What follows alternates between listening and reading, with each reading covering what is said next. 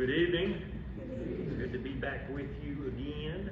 I know the storms are moving through, so try to be expedient. I didn't know when making this, how long you have or what the weather's going to be like. But I thought we'd have a little fun tonight. Is that okay with y'all?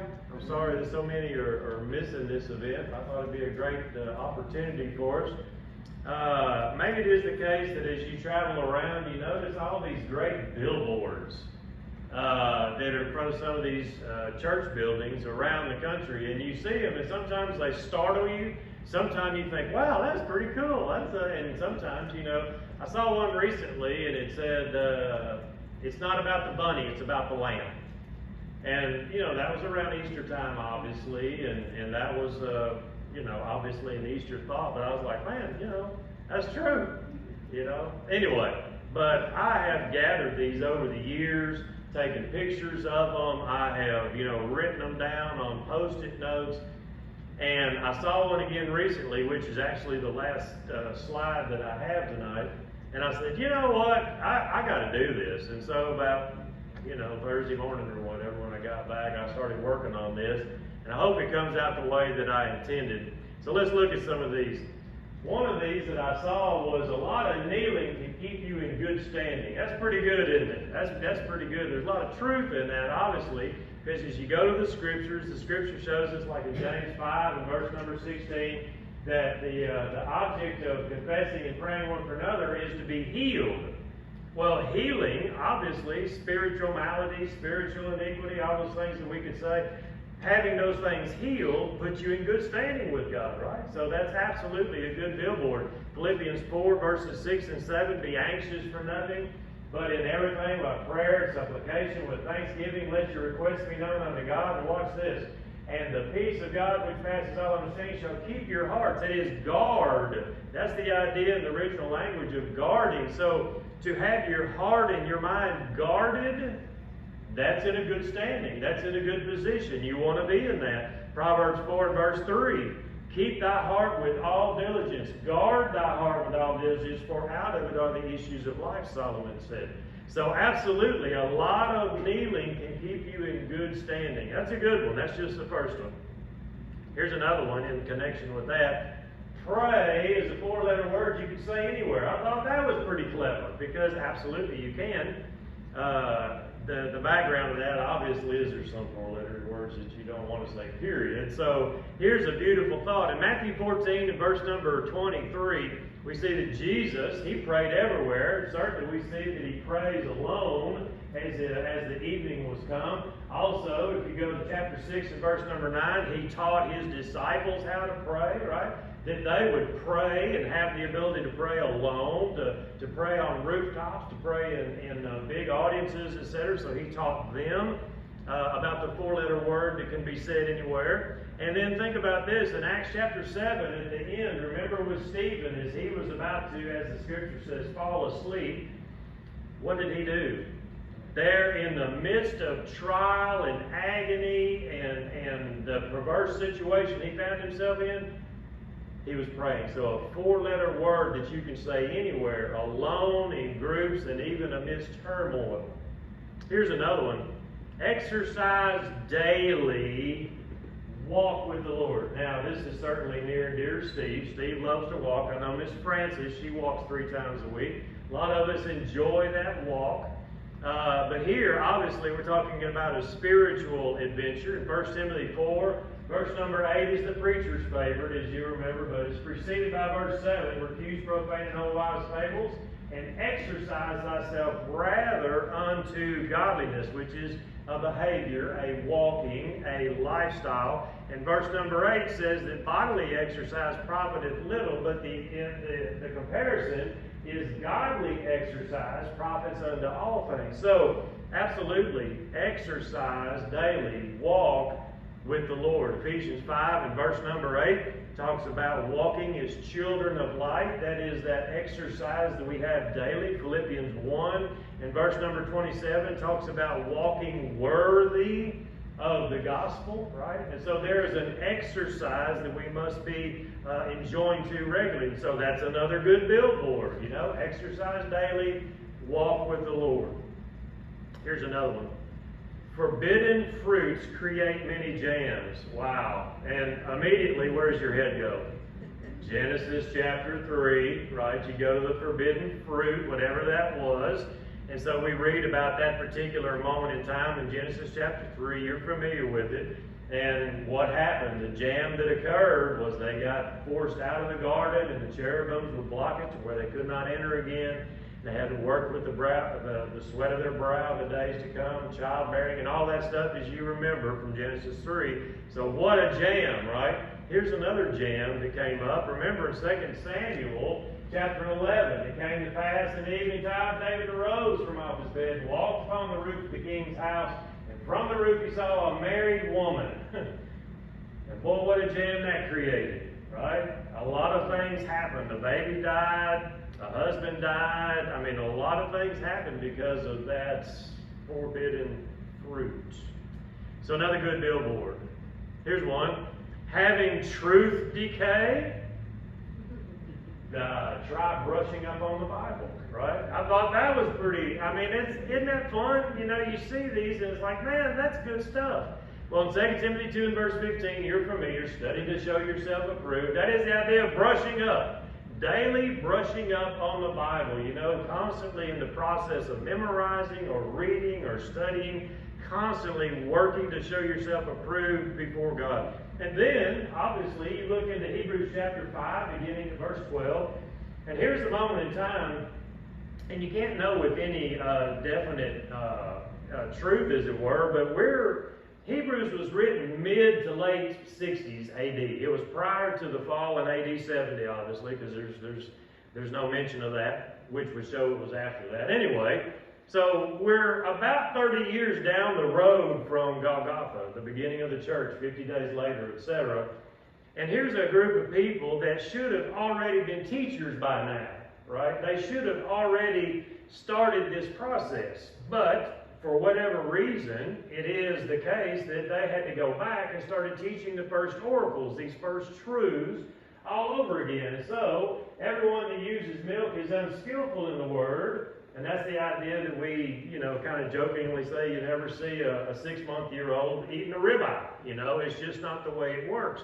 For he is a babe. And then finally in verse number 14, but strong meat belongs to them that are of full age, even those who by reason of use have their senses exercised. That's the idea of brushing up on the truth. Keeping yourself brushed up and in tune, exercising, even as the previous sign that we looked at. And so that's another great sign that has a lot of truth embedded within it. Brushing up on the truth. Here's one. Kindness is hard to give up, or give away, because it keeps coming back.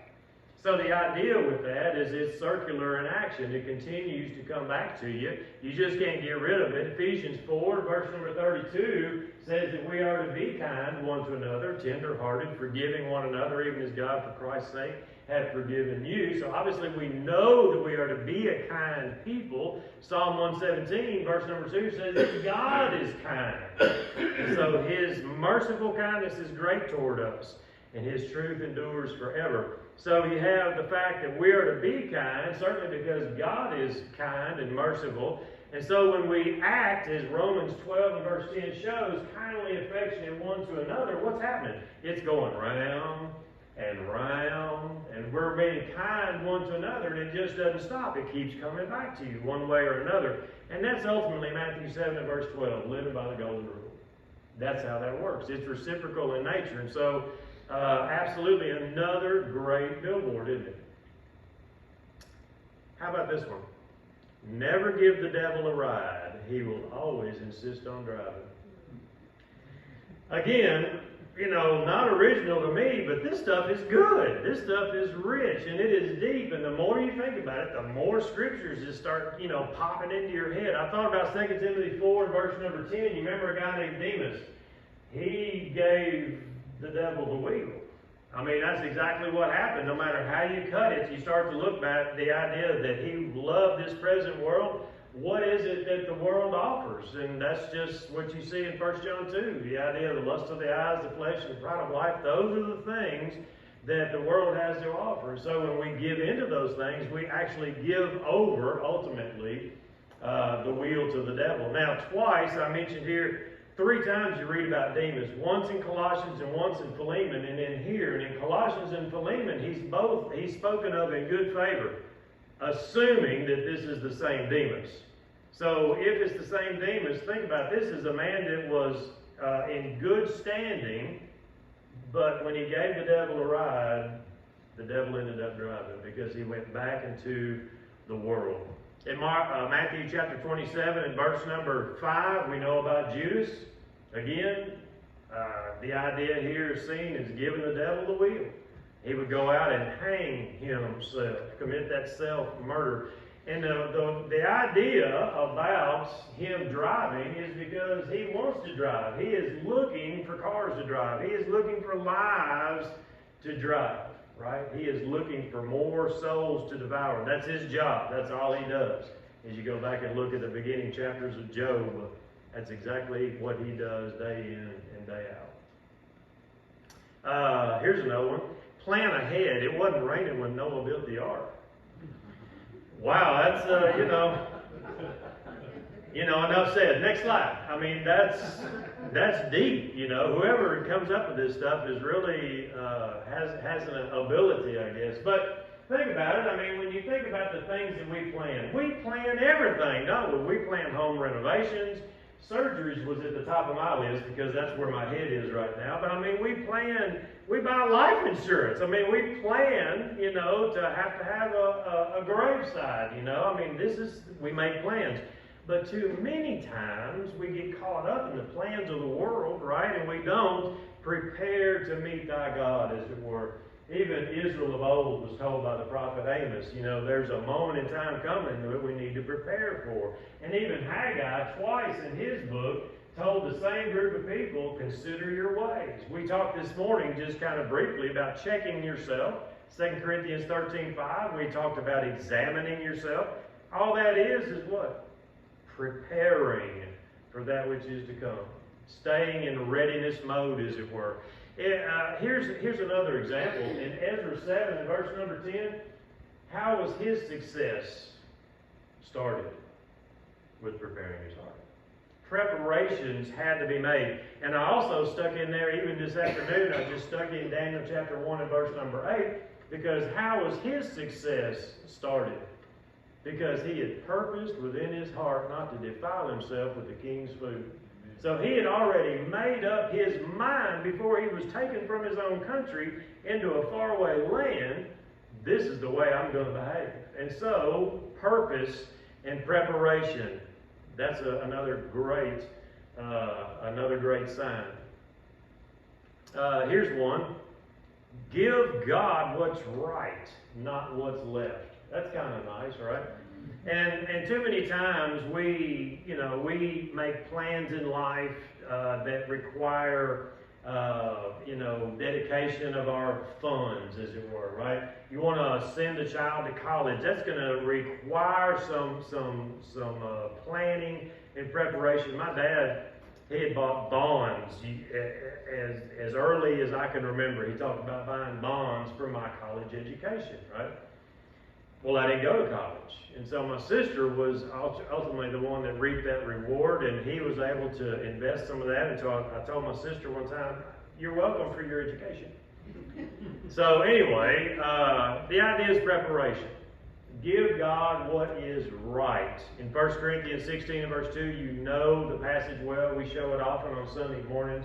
It is upon the first day of the week that we lay by in store as God has prospered us. The idea of prospering is something that he gives us, and sometimes it's different every week. When I drove a truck, sometimes, it was in the thousands, and sometimes, I was breaking even, and so your prospering is different every week. Some of us on fixed incomes are the same, and so sometimes our checks are going to be the same, etc.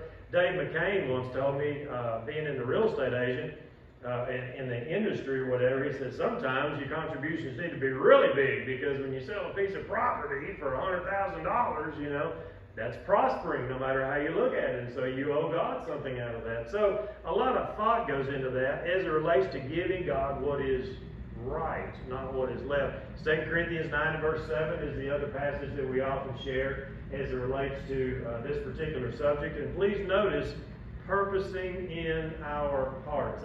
That's what's written there. We just read that in Daniel chapter 1 and verse 8. So the key to success is purposing, planning, being willing even to do what God wants instead of what I want. That's the whole idea behind purposing in your hearts. It has to do with our giving, our monetary giving, as it were, preparing to give on the first day of the week. But it also has to do with success in life, success as a Christian. And you see that even in the example of the precept that's found in Daniel chapter 1 and verse 8. In Numbers 18 and verse number 2, there is a concept, and it really goes back to, and I was reminded of this just recently. I'll be perfectly honest about Brandon. We were just having a private conversation about that honey, and he brought all that honey up here for all of us to enjoy, and he said kind of under his breath, he said, yeah, I'm just giving the first fruits to the church. That was his first harvest, and I thought, man, that is huge. He might have meant that in kind of a comical way or something, but it was absolutely right down the line. Because that's exactly the principle that's found in Numbers 18 and verse 12, because blessings are promised to those that do just that give of the first fruits. And so that's something that Israel had to learn, and it has everything to do with giving God what is right and not what's left. We give God out of the front of the check, not the back of the check. That's the way it always has to work. When you put that check in the bank, the first thing that comes out is God's offering. That's the first fruits, Numbers 18 and verse 12. And it has to do with everything, and that's a whole other sermon in of itself. The best of the oil, all of the best of the wine, all of the best of the wheat. And that wine, by the way, that's grape juice. It's the freshest, first squeeze right off the vine. If you go back and look, that gets back to our sermon we had just recently on Solomon's discussion on wine. But the first fruits of everything is the whole concept. So that gets us into the idea that is seen at the close of Malachi 3. Will a man rob God? Children of Israel were actually robbing God of what? Their tithes and offerings. And so if we hold back, if we don't give God what's right, but we give Him what's left, we may very well be guilty of the same thing, trying to rob God of what is due unto Him. Another good billboard. Here's one. Exposure to the sun may prevent burning. When you read that going by at 60 miles an hour, you're like, what? Oh, yeah, I get it. You had to think about it, right? Because, anyway. But it's obvious in its meaning. John 8 and verse 24, Jesus said very plainly that if you believe not that I am He, you shall die in your sins. And that's the idea of burning, obviously. And so exposure to Him, constant exposure, is going to keep you from burning, right? Closer to Him. Draw nigh unto God, resist the devil, and He will flee unto you from you, James said. Here's an idea also in Acts chapter 4, verse number 13. I include this one because notice these individuals, Peter and John, everybody knew they had been with Jesus. They had been exposed to Jesus, and they could tell in word and deed and behavior. This idea of they marveled and they took knowledge of them that they had been seen with Jesus, that they were with Jesus. Do people know that about us? Do they say, wow, those are Christians right there? They have been spending time with Jesus.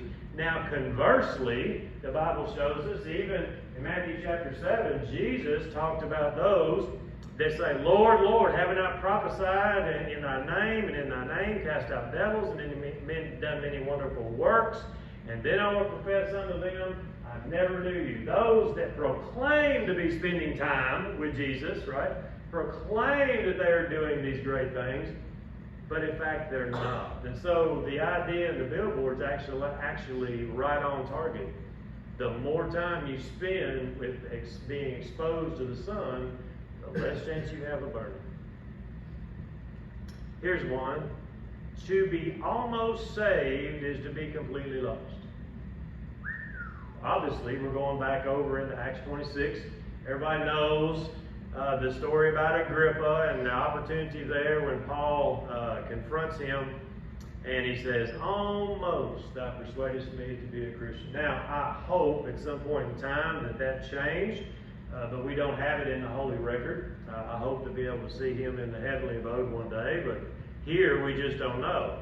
He said, almost, which left him to be totally lost. In Revelation 3 and verse 16, the church of Laodicea, almost persuaded, I think is what we could plug in there, because they were neither cold nor hot. What is that? Almost persuaded. They're not quite there yet. And so the warning was, I will spew you out of my mouth. And so, to be almost persuaded is to be completely lost. And then finally, that went pretty quick, didn't it? I wish he'd do that on Sunday morning. There are 7 days in the week, and Sunday is not one of them. I thought that was classic. I just saw that one recently, which prompted my head back into these things that I'd saved up. And it speaks for itself. In Acts 24, verse number 25, you remember Felix, he said, when I have a convenient season, someday, right? Someday I'll do this, or someday I'll do that, right? I get accused of that around the house all the time. I thought you were going to. Well, I said someday. The idea here is sad because with Felix, again, similar to Agrippa, we never are given the record that a mind was changed. He and his wife Drusilla, we don't know if they ever obeyed, but still looking for that someday. And in kind of a similar way, I hope this goes over as well as I thought it would. In 2 Kings chapter 6 and verse number 28, you remember here in this particular situation with the eating of the babies? The king said unto her, what aileth thee? And she answered, this woman said unto me, give thy son that we may eat him today, and we will eat my son tomorrow. Well, guess what? As you read, someday never came. Because that's why they went before the king, because she had refused. She actually was hiding her son. We made a deal that we would eat my son today and her son tomorrow. So even in that situation, someday never comes. Psalm 95, verses 7 and 8, the Bible says, someday if you will hear his voice, harden not your heart as in the...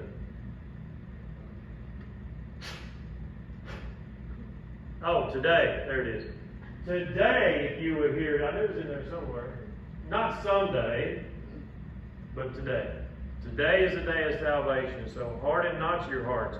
Even the idea that's seen in Pharaoh years ago, the idea of hardening their heart. And certainly here in this particular context, talking about Israel in the wilderness. So, as you close this idea, this hopefully has been fun, but the ultimate conclusion is someday I'll get around to, and that's for us to fill in the blank.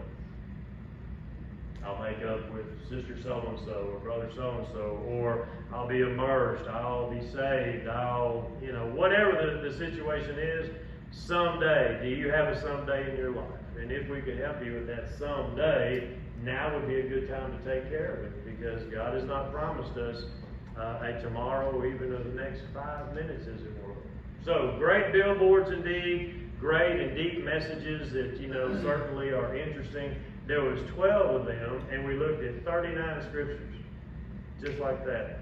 Amazing what these billboards say. So maybe from now on, when you pass some of these billboards, maybe you'll have some slight thoughts like that, and you'll say, hey, I saw another one of those. But if we can help you along the line with these deep-seated thoughts that we studied about tonight, everything from prayer to being obedient today and not someday, if we can help you with that, we'd love to do that tonight while together we stand and while we sing. Who at the door